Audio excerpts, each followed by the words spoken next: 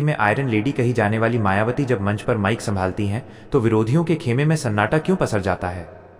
उत्तर प्रदेश की 4 बार मुख्यमंत्री रही मायावती के भाषण महज शब्द नहीं बल्कि वो राजनीतिक हथियार रहे हैं जिन्होंने दशकों पुरानी सत्ता की चूल्हे हिला दी और दलित चेतना को एक नई आवाज दी। उनके भाषणों की सनसनी का सफर शुरू होता है जिसने पूरे उत्तर भारत के सवर्ण समाज और राजनीतिक गलियारों में भूकंप ला दिया था। इसके बाद उनका वो ऐतिहासिक संबोधन जिसने गेस्ट हाउस कांड के बाद उनके तेवरों को पूरी दुनिया के सामने रखा, उसने साबित कर दिया कि वे किसी भी दबाव में झुकने वाली नेता नहीं है। सनसनी तब और बढ़ गई जब उन्होंने अपनी रैलियों में बहुजन से सर्वजन की ओर रुख करते हुए हाथी नहीं गणेश है, ब्रह्मा विष्णु महेश है का नारा बुलंद किया, जिसने सोशल इंजीनियरिंग की एक ऐसी नई परिभाषा लिखी जिसने 2007 में उन्हें पूर्ण बहुमत के शिखर पर पहुंचा दिया।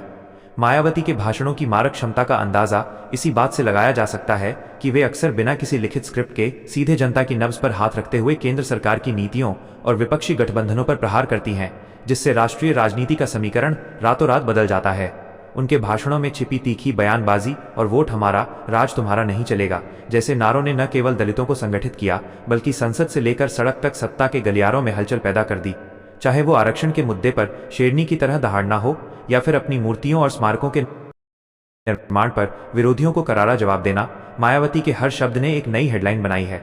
आज के इस विशेष खंड में हम मायावती के उन 5 सबसे चर्चित और विवादित भाषणों के पहले हिस्से का विश्लेषण करेंगे जिन्होंने न केवल मीडिया में सुर्खियां बटोरी बल्कि भारतीय लोकतंत्र के चुनावी गणित को हमेशा के लिए बदल कर रख दिया।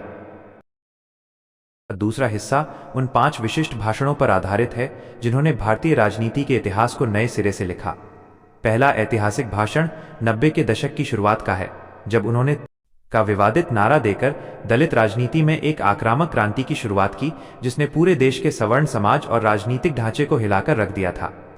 दूसरा सबसे प्रभावशाली भाषण 2007 के चुनाव प्रचार के दौरान आया जब उन्होंने हाथी नहीं गणेश है, ब्रह्मा विष्णु महेश है का नारा देकर अपनी सोशल इंजीनियरिंग से सबको चौंका दिया और यह साबित किया कि वे केवल एक वर्ग की नहीं बल्कि सर्वजन की नेता बन सकती हैं। तीसरा सनसनीखेज भाषण संसद के भीतर का है जब उन्होंने पदोन्नति में आरक्षण के मुद्दे पर तत्कालीन सरकार को घेरते हुए राज्यसभा में अपना इस्तीफा देने तक की धमकी दे दी थी, जिसे उनकी राजनीतिक बहादुरी का चरम माना जाता है। चौथा भाषण 1995 के गेस्ट हाउस कांड के तुरंत बाद का है जिसमें उन्होंने भारी आक्रोश के साथ अपनी जान पर हुए हमले का जिक्र करते हुए विपक्षी दलों के चरित्र को जनता के सामने बेनकाब किया, जिसने उन्हें सहानुभूति की एक ऐसी लहर दी जो उन्हें मुख्यमंत्री की कुर्सी तक ले गई। पांचवां और सबसे यादगार भाषण लखनऊ की विशाल रैलियों में से एक का है जहां उन्होंने अपनी मूर्तियों और स्मारकों के निर्माण पर उठ रहे सवालों का जवाब देते हुए गरज कर कहा था कि ये मूर्तियां दलित महापुरुषों के सम्मान का प्रतीक हैं, न कि फिजूल खर्ची जिसने पहचान की राजनीति आइडेंटिटी पॉलिटिक्स को एक नई दिशा दी।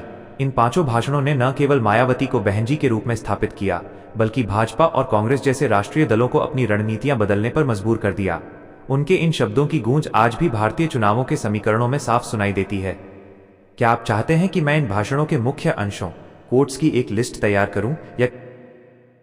मायावती के इन भाषणों ने न केवल सत्ता की चाबी दलितों के हाथों में सौंपी बल्कि लोकतंत्र में हुकूमत की परिभाषा को भी बदल दिया। उनके शब्द केवल रैलियों तक सीमित नहीं रहे बल्कि उन्होंने भारतीय संविधान के मूल्यों और आरक्षण जैसे संवेदनशील मुद्दों पर संसद में भी तीखी बहस छेड़ी। जब उन्होंने राज्यसभा में अपनी बात रखने से रोके जाने पर तत्काल इस्तीफा देने का साहस दिखाया तो वो पल भारतीय राजनीति के इतिहास में दर्ज हो गया। उनके भाषणों की सबसे बड़ी ताकत ये रही है कि वे हमेशा अपनी शर्तों पर राजनीति करती हैं, जिससे गठबंधन के बड़े बड़े महारथी भी असमंजस में पड़ जाते हैं। मायावती के ये 5 ऐतिहासिक पल ये समझने के लिए पर्याप्त हैं कि क्यों उन्हें राजनीति का सबसे अनिश्चित और शक्तिशाली खिलाड़ी